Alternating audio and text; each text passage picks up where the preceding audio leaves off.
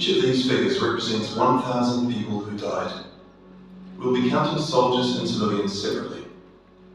Civilians were of all walks of life, whereas military deaths were almost entirely men. The average age was about 23.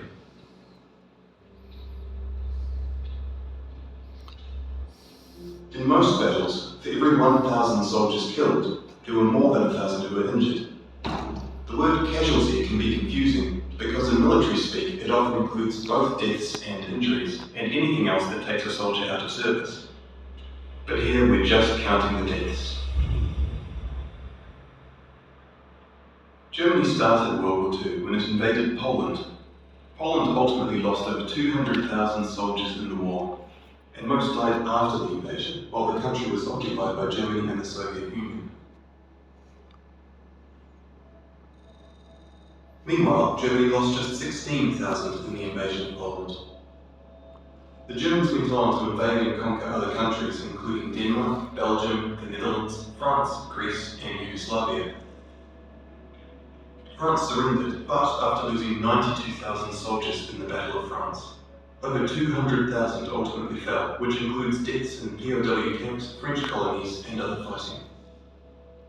Yugoslavia suffered almost 500,000 military deaths. The initial invasion brought relatively few casualties on both sides, but the deaths mounted under Nazi occupation due to guerrilla fighting, civil conflict, and mass executions. The German invasions were swift, with relatively few losses. Even the German commanders expressed surprise at their success. And then we have the United Kingdom and United States, who were not invaded but took the fight to the Nazis.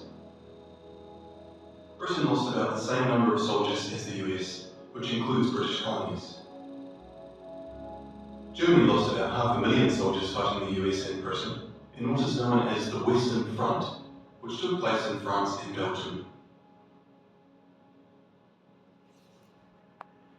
But most German soldiers died in the Eastern Front, Germany's unsuccessful invasion of the Soviet Union. The numbers are staggering. The most famous battle of the Eastern Front, and perhaps the turning point of the European War, was Stalingrad.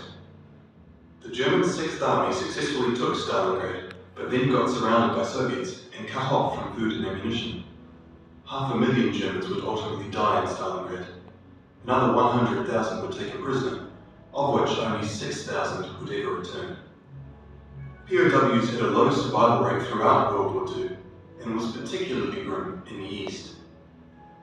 When you include these POWs, roughly the same number of Germans died in Stalingrad as all the Western Front fighting against France, the UK, and the US. And though Stalingrad was a victory for the Soviets, they suffered almost twice as many losses as Germany.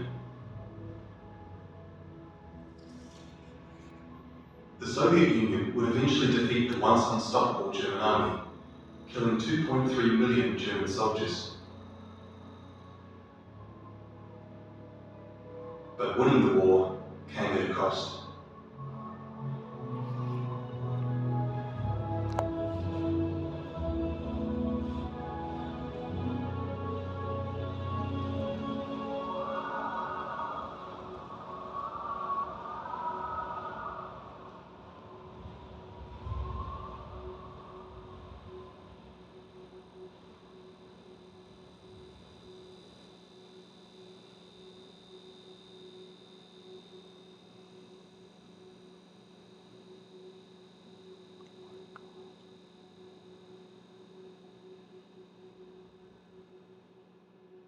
8.7 million is the official tally by the Russian military, a hotly disputed number. Some studies have calculated as many as 14 million died.